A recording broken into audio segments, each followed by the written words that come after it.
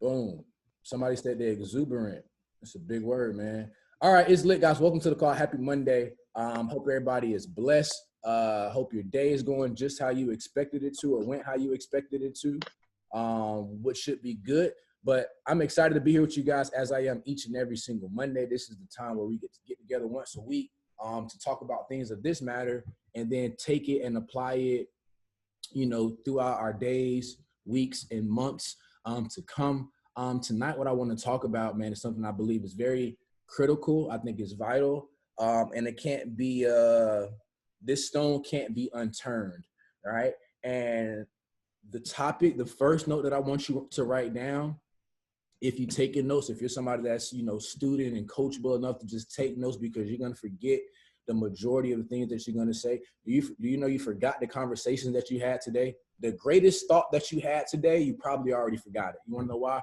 Because along with that thought, it's been 59,999 other thoughts that you had today. And if you don't take the thoughts out, put them on paper, put them in your notes somewhere, then the thoughts don't get lost, man. So you want to be able to take points from this call, man, on any call, any training that you get on. You want to be able to take things that you feel like are applicable to your life, and then look for the first moment to apply it, right? That's the thing about being coachable. Like, how quickly can you apply information? How quickly can you learn something, internalize it for yourself, and then get out there and go apply it? Most people don't know how to do that. Most people just kind of sit on their notes. They sit on information and they never do anything with it, because they don't know that ideas have a very short lifespan.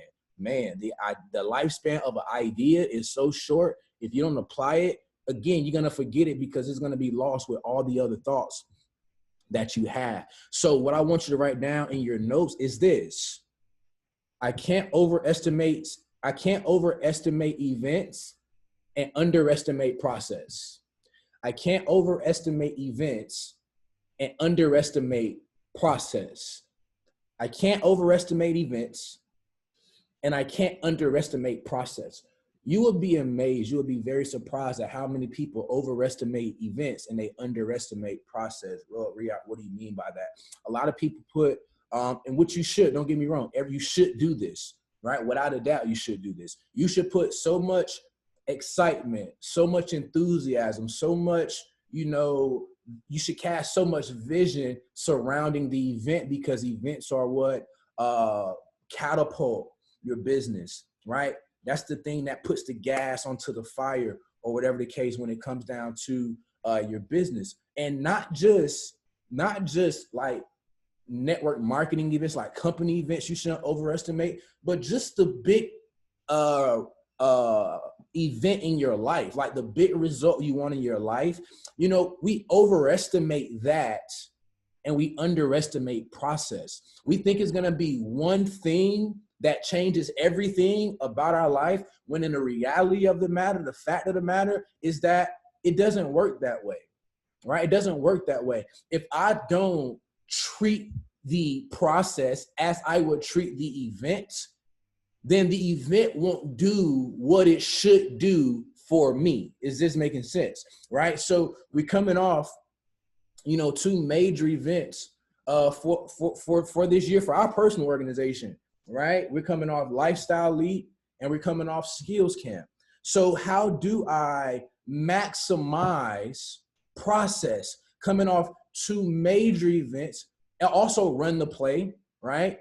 And then we're going into, which is going to be, without a doubt, the number one network marketing convention the industry's ever seen. Like, IM3 is going to be the best thing the industry has ever seen, without a doubt, right? So how do you maximize on that, though? Because it's one thing to just promote and get people there, but it's another thing to treat the process the way that the process should be treated. Treated the process of getting better the way that the process of getting better should be treated. Because here's the deal. If you go into an event with no momentum, or you go into an event without things going for you, and remember, you have to think about not just one leg of business, but in every single one of my lines of business. I'm talking to my business builders right now, right? So each and every single one of my lines of business, number one, how many people did I have at these events? That's what you have to be thinking about. But number two, how do I maximize in between time of events? Like, how do I capitalize on that, right? And so that's where the work comes into play. The work is so important in this business because the work is where you get better. The trench work, the calls, the Zooms, the traveling, all of that stuff is vitally important to the growth of your business, because what you have to do in leadership is set the example. You have to do the things that you don't want to do, right? You got to go places that you really don't want to go all the time. You got to get away. You got to move. You got to sacrifice. Y'all, that cuss word that a lot of people don't like, that word sacrifice, that a lot of people, they don't really do that. You know what I mean? That's why a lot of people don't win, because they don't understand the importance of sacrifice. Sacrifice is so important and critical to your success, because sacrifice is what gives your faith momentum, and that momentum in your faith is what allows miracles to actually manifest in your life. But if I don't sacrifice for anything, then I can't expect momentum to happen in my faith. And if there's no momentum, there's no breakthrough. So in order for me to get the breakthrough that I want, it's going to take me sacrificing. It's going to take me showing the plan a little bit more. It's going to take me traveling a little bit more. It's going to take me prospering a little bit more. It's going to take me doing everything between the events that really matter leading up to the events. Because if I don't do that part, then I'm going to just get to the event with people that are now just getting turned up at the event. But what if we didn't underestimate the process leading up to the event? What if we didn't underestimate the process of becoming a professional? What if we didn't underestimate the process of becoming a chairman? This is what a lot of people don't understand. They think chairman is a rank, but in our reality, chairman is something that you actually become. It's a person that you become, and you become this person only by way of process. That's why you can't underestimate it, because the rank that you want to have is tied up in the person that you need to become. Well, Cool Jones, how do I become that person? Where you only become that person through process. See, having is preceded by doing, but doing is preceded by being. So if I don't become, I won't do. And if I don't do, then I won't have. So everything that you want is tied up into you becoming the person that is deserving, or another word that I would use is worthy. Because honestly, nobody deserves the goodness that comes into their life.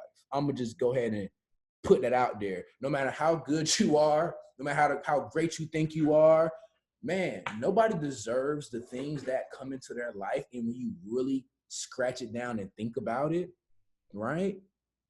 It's all by grace that these things come. You can't argue that with me, right? It's all through grace. So we don't deserve it, but how do we become worthy of it? Because you may say, well, I do deserve it. I worked very hard for this, but think about this. Somebody worked just as hard as you and they still didn't get it. You wanna know how I know? I know through playing sports. I know through playing sports. I even know, obviously, because of this business, there's been people that work harder than me, but yet they don't have the result that I have. They haven't made the money that I've made in this company. Not because I'm better. I just got blessed. It's just grace. I don't deserve it. You feel what I'm saying? Like, I don't. God just gives it, right? And when you recognize that you don't deserve these things, he's going to give it to you, then you move a little bit different. You know what's going to happen for you anyway, even though you don't deserve it. You know good things going to come to you just by your faith and through his grace. That's it. So here's what you got to understand. There's a person that I have to become, though. I have to become worthy of the thing that I want. And that's going to it's going to be through my work. It's going to be through my discipline. It's going to be through my focus.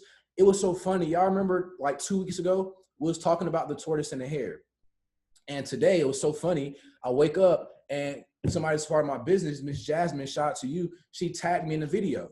She tagged me in a video of a tortoise racing a hare, right? It was racing a rabbit. This was so good. So as I'm watching the video, obviously the rabbit has more speed. The rabbit has more quickness. The rabbit, we call them bunnies because the rabbits can jump, they can move, they can do all kinds of stuff. But in the video, even though the rabbit had all that talent, even though the rabbit had all those resources, like the rabbit still didn't win the race. And it wasn't even a long race. It was a very short race, but the rabbit couldn't stay focused. So what if you had all the skill in the world? What if you had all the time in the world? What if you had all the resources and connections in the world, but you just couldn't stay focused? You just couldn't stay focused.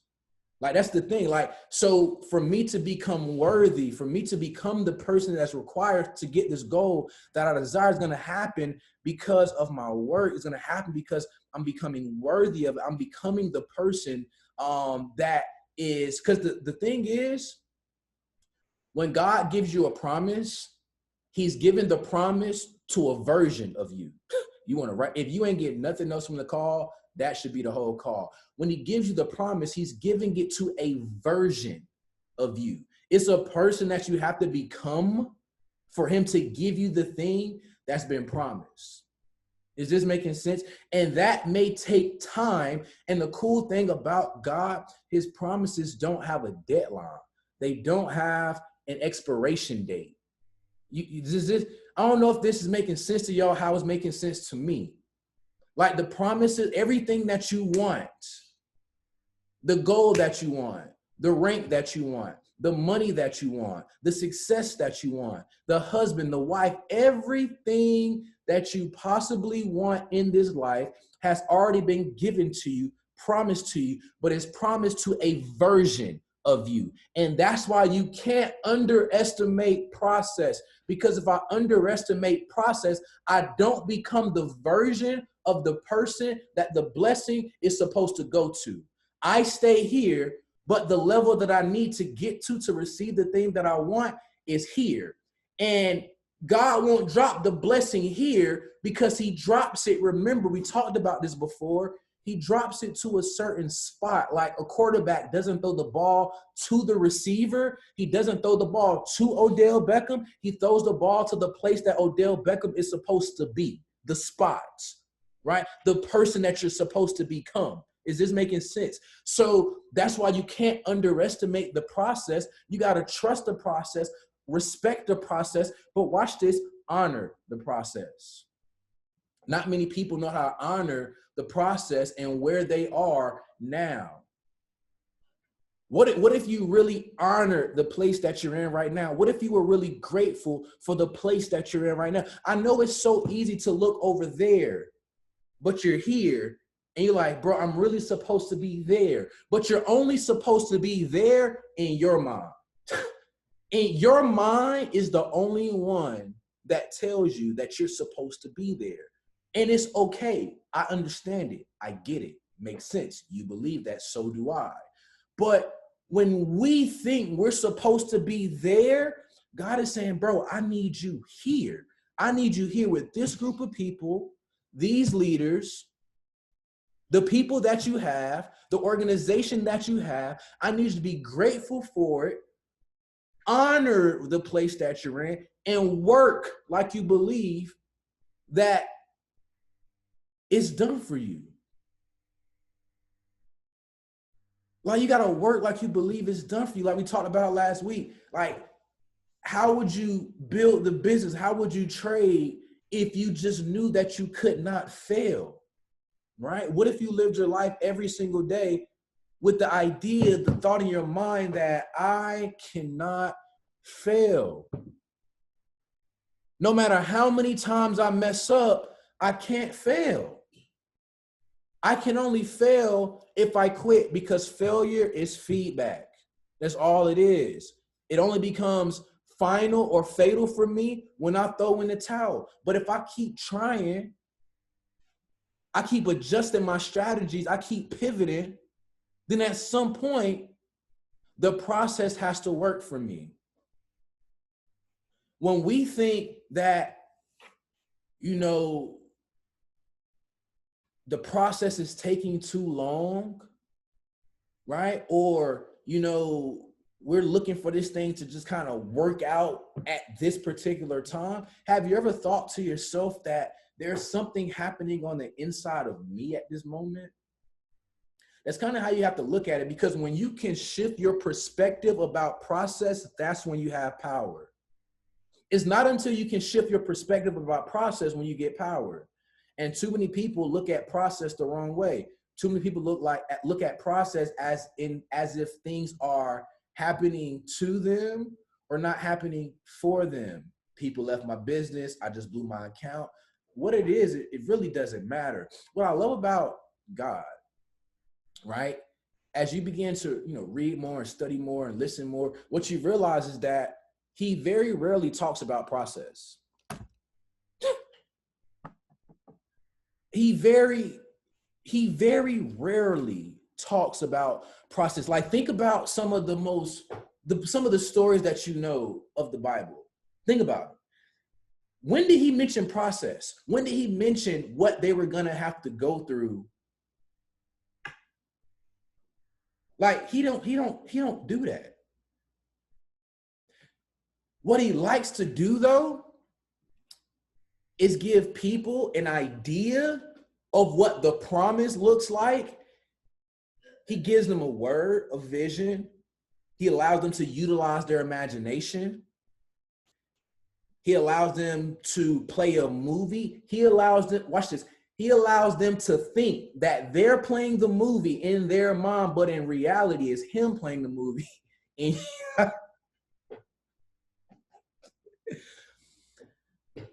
I crack myself up because you think you be playing that. That's the thing.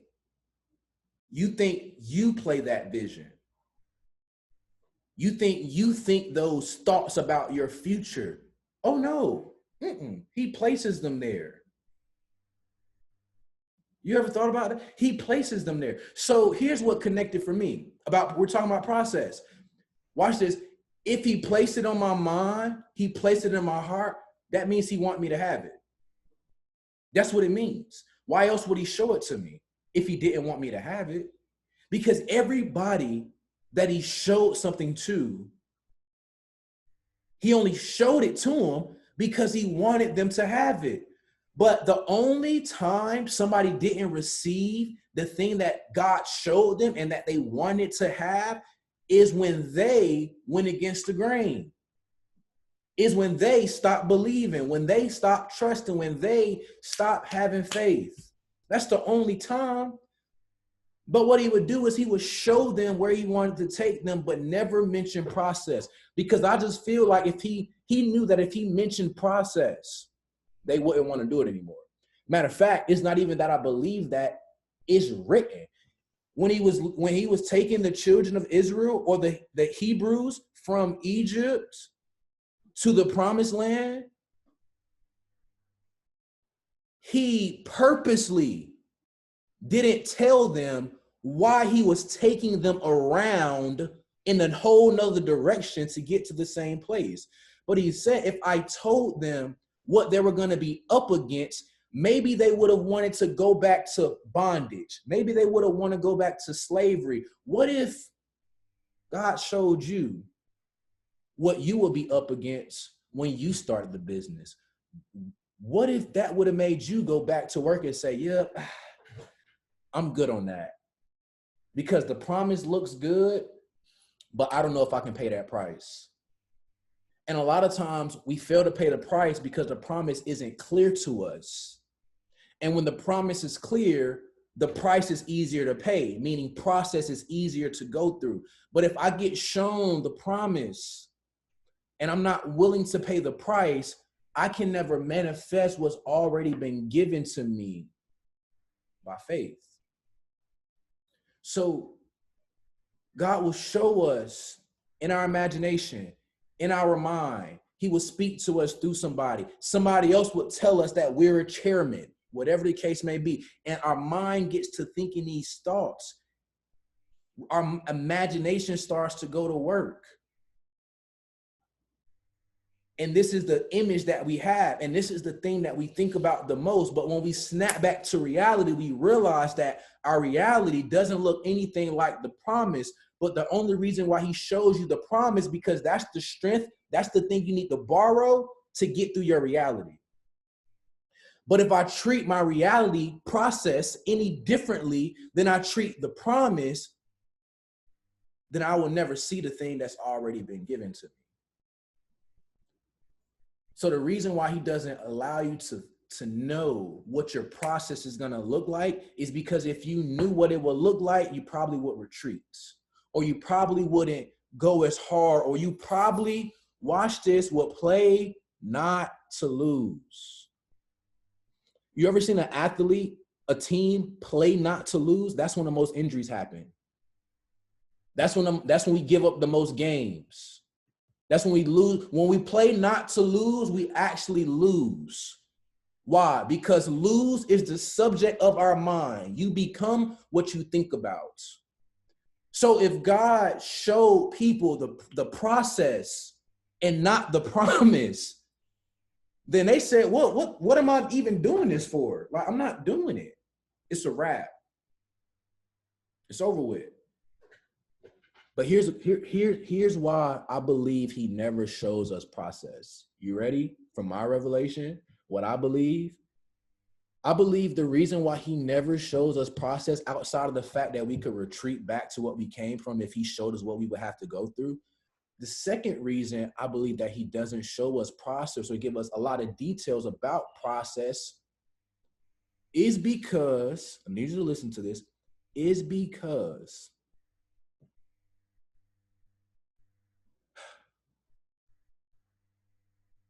dang. The reason why he never shows us process is because the process is so insignificant compared to promise. Everything that you're faced with in your life right now, every challenge, business challenge, life challenge, spiritual challenge, money challenge, bro, sis, when you compare that to the promise that you've been shown, it is so minuscule, so small. It's so small compared to the promise. So why would he show you the insignificant thing if he's showing you the significant thing? And if I just keep believing in the significant thing, the thing that's insignificant doesn't really matter anymore, because the significance of this outweighs the insignificance of this. So if I gotta go through this insignificance to get to this significance, I'll do it. Yeah, I'll do it. I'll go through that. Yeah, everything that you're going through right now, yeah, keep telling yourself, I'm gonna get through it. Because when you get through it, the only time you will really look back on it and talk about it is when you're telling somebody else how to get through it. But the things that I went through, man, listen, I remember when God started speaking to me about my life and how, business and money and success and things of this sort.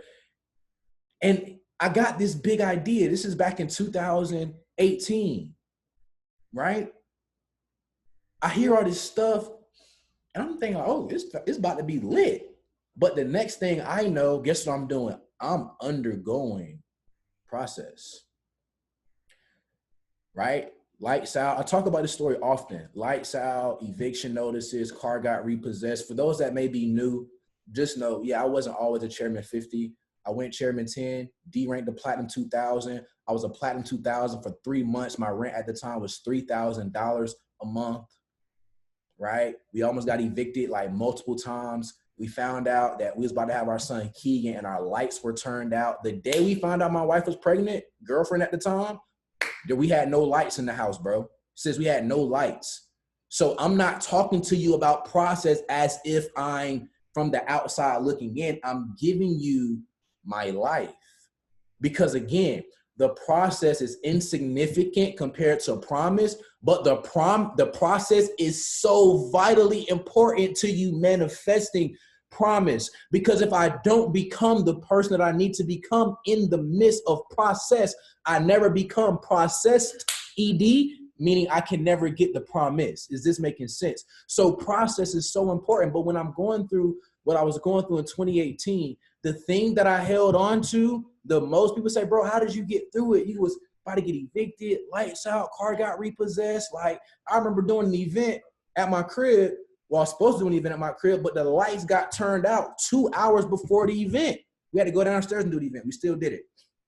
But when people asked to come to my crib after the event, I was like, bro, y'all gotta go back to y'all crib. It's over with. They ain't know I have no lights in there, but I ain't have no lights. But I'm giving you process, man.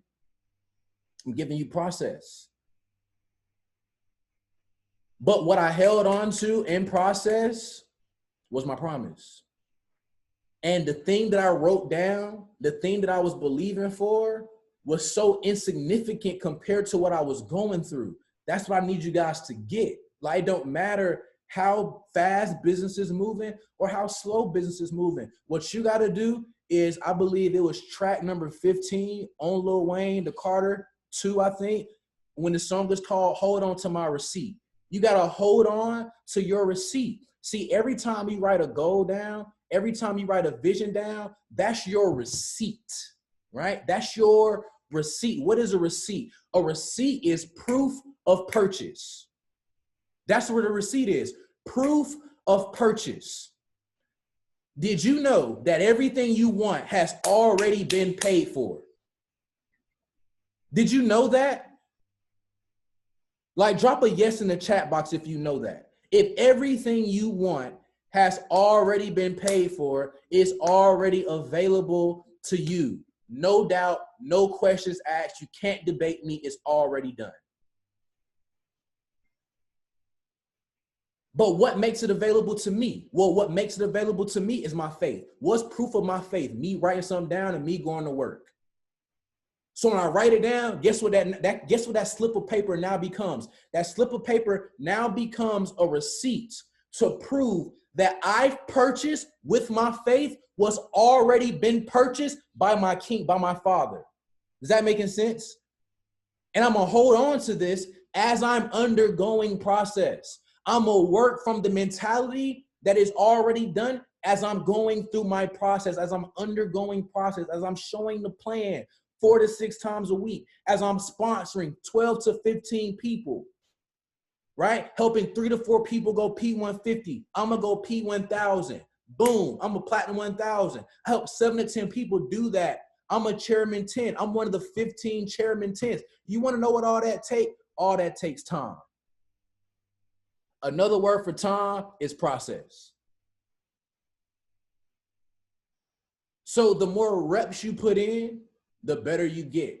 The more reps you put in, the more experience you gain. The more experience you gain, the more credibility you get. The more credibility you get, the better of a person that you become. Simple as that. Think about the people that you have a high respect for in your life. They have credibility. Where did their credibility come from? Them getting experience, them putting the work in. That's the only reason they got credibility. They did something to be credible of. So in this business, your credibility, your influence, everything that you want to become one of the 15 chairmen is going to happen when you start respecting, trusting, and honoring process. I trust it. Watch this. I trust process. We say trust the process all the time. Well, the question should now be, how do I trust the process? I'm about to tell you how you trust the process. You ready? You trust the process by trusting the person that's taking you through process. Bingo. Bingo. That's how you trust the process. I trust the person that has me in it. And if he has me in it, he's going to bring me out of it. That's how I trust the process. I respect the process by my work ethic, by me showing up and putting the work in every single day. That's how I respect the process. See, that's what, when I was playing ball, that's what we call respecting the game, and don't cheat the game. Respect it. You respect it by putting the work in. You don't cheat it by, you don't take any shortcuts. You got to understand, this business is already a shortcut. Going chairman is already a shortcut to you becoming financially free. You becoming a trader is a shortcut to you becoming financially free, right? I'm trading right now. You see this entry on Bitcoin? That is bomb. Look, that's the bottom. You want to know why? Because I respect the skill. And so guess what? Because I respect the skill, I sit here and I chart. Because I respect the skill, I sit here and I back test. Because I respect the skill, I actually place trades to get a result from it. Right? And over the course of time, you get better. You get better. Right? So keep moving, Bitcoin. So I got to trust the process by trusting the person that's taking me through it. Yeah, I may not like what I'm going through. I may not understand what I'm going through, but it's not for me to understand. Want to know why? Because I trust the person that has all understanding. Does this make sense? Yeah, I may not know why I'm going through it, but I trust the person that understands why I'm going through it. I may not understand why this person, why my upline, why this person treat me that way. I may not understand in totality right now, but I trust the person that does. I may not understand why it's taking me so long to go platinum 1000, but I trust the person that does, and I'm gonna stay in process. I'm gonna trust it. I'm gonna respect it. I'm gonna respect it by putting the work in every single day. I'm gonna track my days. I'm gonna have my planner. I'm gonna do the work. Did you know you already know what to do to be successful? The crazy thing is you just ain't did it yet. Like, we all know what to do. People just don't do it. The true difference between successful people and unsuccessful people is execution. That's really it. You know you're supposed to do events if you want to go chairman. You know you're supposed to host calls if you want to go chairman. You know you're supposed to prospect. If you already know that, why don't you do it? It's because you lack discipline. That's all. That's all. That's it. You lack discipline, because when I get discipline, I'll execute. Execution always follows discipline. You show me somebody who executes, I'll show you somebody who's disciplined, because being disciplined is being able to give yourself a command and just stick to it. That's it. Stick to it. So the gap between where you are and where you want to be is execution. But if I respect the process, guess what I'll do every day? I'll execute every day. I'm gonna find a way to execute. I'm gonna write down a goal. I'm gonna write down a plan. I'm gonna write down the task, and I'm gonna execute on this. Come hell or high water, this is what's gonna get done. So I gotta trust the process, respect the process, but then I honor process. How do I honor process? I honor where I am right now. I know you want to get there, but have you honored here? I know you want to get over there, but have you honored here? Have you honored where you are right now? Have you honored the people that you currently work with right now? Do you honor the person that brought you in the business, or your upline, your coach? Do you honor them? See, honor is so important. Honor gives you access. But if I don't honor my process, watch this. This is about to hurt some spirits. Listen to this, be real. This just dropped on my spirit. If I don't honor process, that means I don't honor what God is doing in my life right now. Bingo. If I don't honor process, that means I'm not honoring what God is doing in my life right now. So if I'm not honoring what God is doing in my life right now, how can I expect to get access to the things that he's already given me if I haven't honored where he already has me?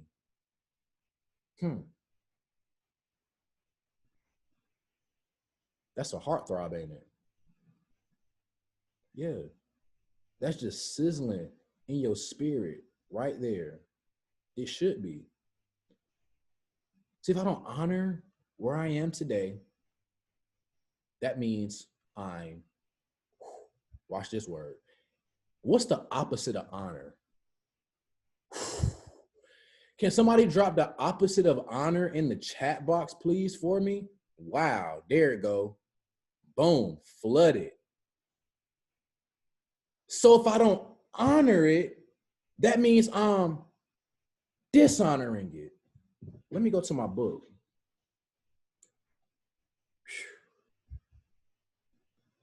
Man, see, success is so spiritual, but people overcomplicate it looking for the hard stuff. People just lack belief. Listen to this. Dishonor is the seed for instant loss. Dishonor is the seed for instant loss.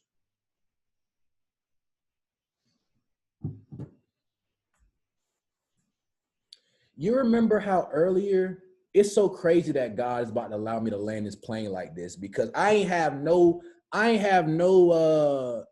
thought to pick this book up. This book is called The 7 Laws You Must Honor to Have Uncommon Success. But I didn't know when I picked this up that I would read that and I would think back to what I talked about at the beginning of the call about, you know, how God shows you things and the only reason why you wouldn't get it is because you go against the grain. Another word I would like to use for this example is dishonor. Dishonor. Imagine this, and we about to go because I'm finna land this G45 jet on the runway right now. Imagine this though. I want you to think with me. I want you to put yourself in the shoes of Moses. Maybe some of y'all don't know who Moses is, or you have very little knowledge of Moses. So let me help you. Just walk with me. And I'm gonna help you as we're walking. Moses was given the task by God. Moses' task from God was to free God's people, the Israelites, the children of Israel, right? That's where the name comes from, the Hebrew children, right? To free them, and they weren't even children, but anyway, to free them from Egyptian captivity. I need you to follow me. Moses does that. Moses goes, God does everything that he needs to do. You know the story. Moses splits the Red Sea and all of that. Every miracle or everything that Moses did, God had him do it with his staff. So when God told him to, split the Red Sea, it was with his staff. When God told Moses to make the water turn to blood, it was with his staff. Everything that he did, everything that Moses did, God told Moses to do it with his staff. If you still with me, drop staff in the chat. If this is making sense so far, drop staff in the chat, because I'm about to prove to you dishonor. We're talking about process. Boom. Everything that he did, he was supposed to do it with his staff. So one day, 2 million people. This is 2 million people that he freed from Egyptian captivity. 2 million, right? So this wasn't a group of 200, 500, 1,000. This was 2 million people. And so as the process continues to go by, the people get thirsty. They get thirsty, but there's nothing around but rocks. So God tells Moses, I want you to take your staff and I want you to strike the rock with the staff, and water is going to come out of the rock. So Moses looked at his staff. He was like, okay, bet. I done used the staff for everything else. The staff has not failed me yet. If I use the staff to part the Red Sea, then I'm sure I can use this staff to hit water, or to hit this rock, and water comes from the rock. So Moses hits the rock and water comes from the rock. Now, let me backtrack. The first thing that God talked to Moses about was promised land. I want you to free my people so they can worship me in the promised land, or in the wilderness so I can take them to the promised land. So all Moses knew was promised land. You are going to enter the promised land, promise. You're going to enter promise after you undergo process. But when you undergo process, I need you to honor every part of process. Because if you don't honor every part of process, then you won't be able to enter. Now, God didn't tell him that, but this is what God is obviously thinking, all right? So, fast track. So think about this. You're Moses. You done did all this.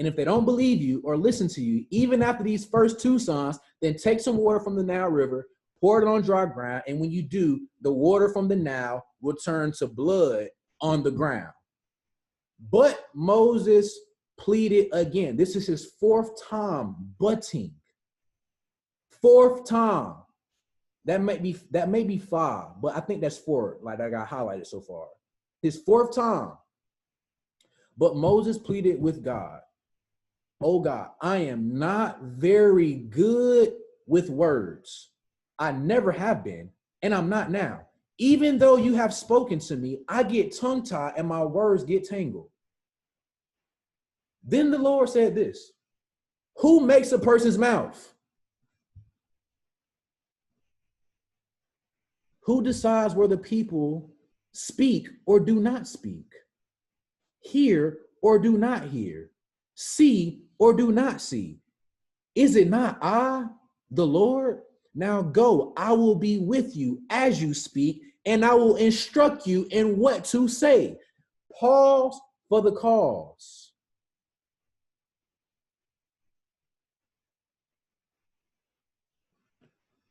Listen to this.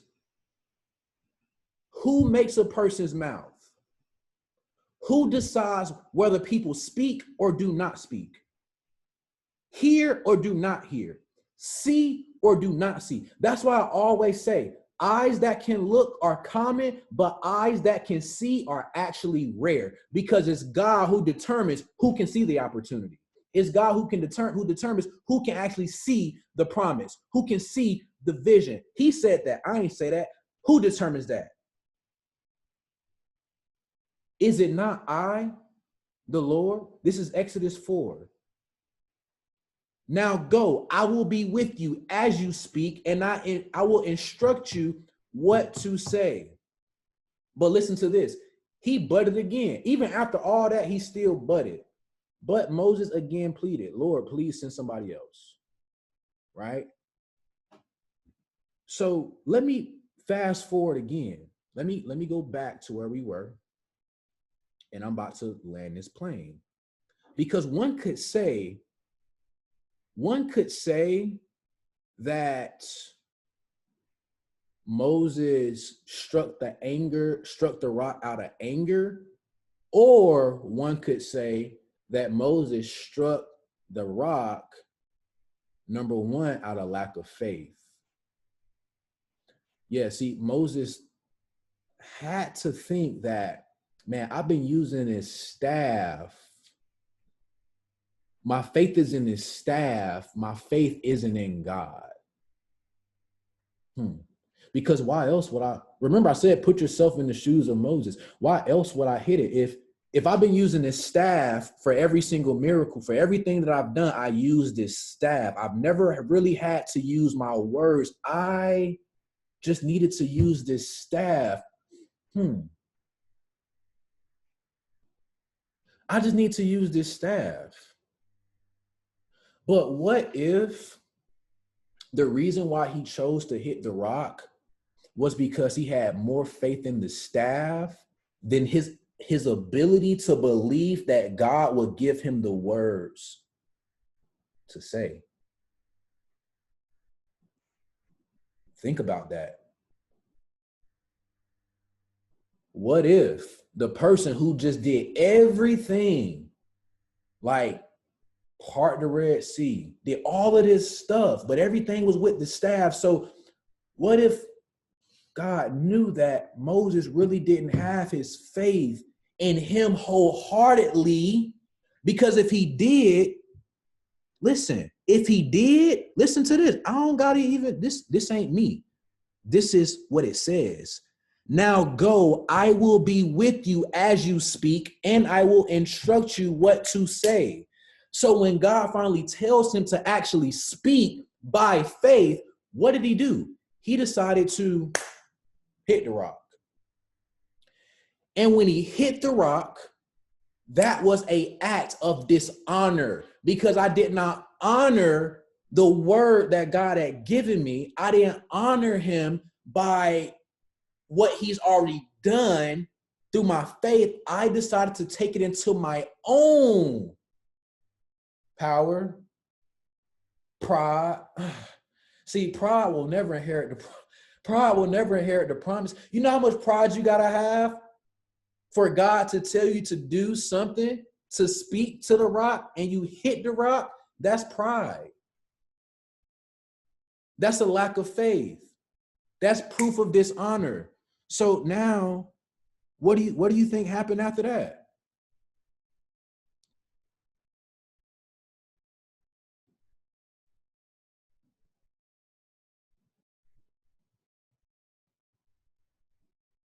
Despite living to 120 years old, he did not enter the land of Israel or the promised land because he hit the rock instead of speaking to it. One act of dishonor cost him everything. Just like the book said, dishonor is the seed for instant loss. Dishonor is the seed for instant loss. So, yeah, I just landed the hell out of that jet, by the way. But anyway, so for you to really receive what's already been given to you, it's going to take you understanding process, having the right perspective about process, trusting the person that's taking you through process, respecting the process by your work ethic. You respect process by your work ethic, showing the plan, doing the calls, getting on trainings, all the stuff that's required to build this business, traveling. You already know what to do. I don't gotta be. You already know what to do. And I gotta honor where I'm at. I know I want to go there, but I'm here right now. So let me honor and be grateful for where I'm at right now. And as I get instruction, as I get wisdom, as I get things that I should be doing from my mentors, from my coaches, let me prove that I honor them by my instant action. See, when David tells me to do something, I don't have to think about it. I don't even question it, because I honor the people, the mentors that God has given me. And delayed obedience is a sign of dishonor. Delayed obedience, delayed listening, obedience may be a churchy word for you. Delayed listening is a sign of dishonor. So sometimes, man, what if your success was just literally tied to your ability to trust, respect, and honor? Did you know the work was the same for everybody? Everybody that's a chairman, they work. You don't get anything. This don't come from you just sitting on your butt, bro. It doesn't. But what's going to help you maximize? What's going to help you go further? What's going to help you separate yourself? It's going to be the spiritual side of success. And trusting is spiritual, respecting is spiritual, and honoring is spiritual. It doesn't take any money to do that. Trust, respect, and honor, they all take another word that starts with the H, and that word is humility. That word is humility. So the more humility that I show, I believe if Moses had a little bit more humility, he wouldn't have hit the rock. Because one could also say that he hit the rock out of anger, because he was mad that they were complaining. 2 million people complaining about water when he's already been working so many miraculous things because of God. So he could have got mad at the process. And because he got mad at process, the emotions that he felt inwardly began to express outwardly. And he decided to do something that he thought was the right thing to do. Because what if you get so attached to the way that God has been doing things in your life that when he decides to do something a little bit differently, you don't know how to respond to it?